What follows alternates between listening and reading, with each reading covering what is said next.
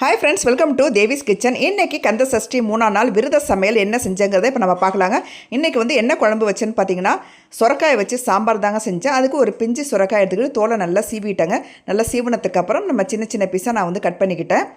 இதுக்கு பார்த்திங்கன்னா ஒரு தக்காளி, ஒரு பெரிய வெங்காயம், 2 பச்சை மிளகாய் நான் கட் பண்ணி எடுத்து வச்சுக்கிட்டேங்க. இன்றைக்கி என்ன சைட் டிஷ்னு பார்த்திங்கன்னா, முட்டைக்கோஸ் கடலப்பருப்பு கூட்டு, மாங்காய் வறுவல், அதுக்கப்புறம் கொத்தவரங்காய் துவையல், லெமன் ரைஸு, அதுக்கப்புறம் தயிர் சாதம்.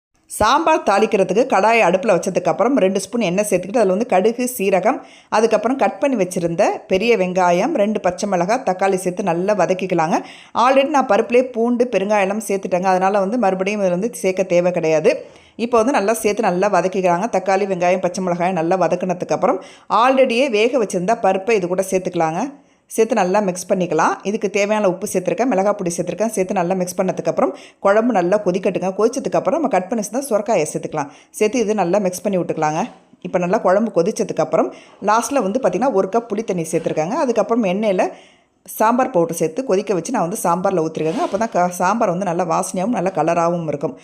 இப்போ சாம்பாரை ஒரு பாத்திரத்தில் நம்ம எடுத்து வச்சிடலாங்க. நெக்ஸ்ட் நம்ம என்ன செய்ய போகிறோம்னு பார்த்தீங்கன்னா, கோஸ் கடலப்பருப்பு கூட்டு தாங்க செய்ய போகிறோம். அதே கடாயை அடுப்பில் வச்சுக்கலாம். 2 ஸ்பூன் எண்ணெய் சேர்த்துக்கிட்டு கடுகு, உளுத்தம்பருப்பு, சீரகம் இதை போட்டு நல்லா தாளிச்சிக்கலாங்க. தாளிச்சதுக்கப்புறம் நம்ம கட் பண்ணி வச்சுருந்த பச்சை மிளகாய், வெங்காயம், கருவேப்பிலை சேர்த்து நல்லா வதக்கிக்கலாங்க. நல்லா வதக்கினதுக்கப்புறம் நான் கட் பண்ணி வச்சுருந்த கோஸையும் இது கூட சேர்த்துக்கிட்டாங்க.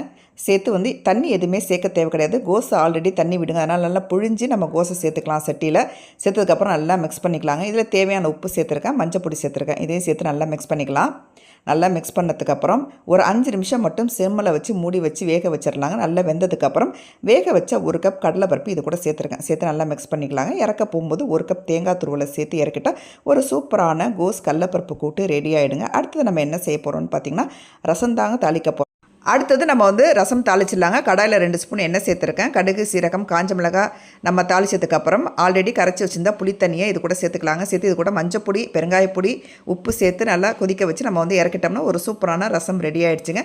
நெக்ஸ்ட் நம்ம என்ன செய்ய போகிறோம்னு பார்த்திங்கன்னா, கடாயில் எண்ணெய் சேர்த்து கடுகு, சீரகம், அதுக்கப்புறம் உளுத்தம்பருப்பு, காஞ்ச மிளகாய் இதெல்லாம் சேர்த்து நல்லா தாளிச்சதுக்கப்புறம் கருவேப்பிலை ஒரு கொத்து சேர்த்துக்கலாங்க. சேர்த்து வேக வச்ச மாங்காவை இது கூட சேர்த்துக்கலாங்க. சேர்த்து நல்லா மிக்ஸ் பண்ணிக்கலாம். இது கூட பெருங்காயப்பொடி, மஞ்சப்பொடி, அதுக்கப்புறம் மிளகாய் பொடி, அதுக்கப்புறம் உப்பு இதை சேர்த்து நல்லா மிக்ஸ் பண்ணிவிட்டு கொஞ்சம் நல்லெண்ணெயும் சேர்த்துக்கலாங்க. அப்போ தான் மாங்காய் வறுவல் ரொம்ப டேஸ்ட்டாகவே இருக்குங்க.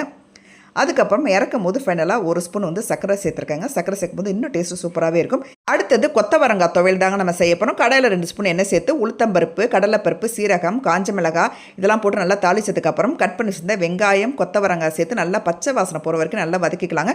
இது கூட கருவேப்பிலை ஒரு கொத்து சேர்த்துக்கலாம், ஒரு துண்டு புளி சேர்த்துக்கலாம். அதுக்கப்புறம் பார்த்திங்கன்னா உப்பு சேர்த்துக்கலாம்.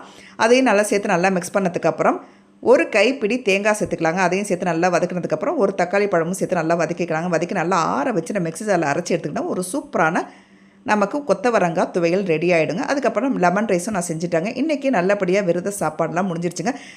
முருகனுக்கு பிரசாதமாக லெமன் ரைஸ் தாங்க இன்றைக்கி செஞ்சுருந்தேன். இந்த வீடியோ பிடிச்சா மறக்காமல் லைக் பண்ணுங்கள்.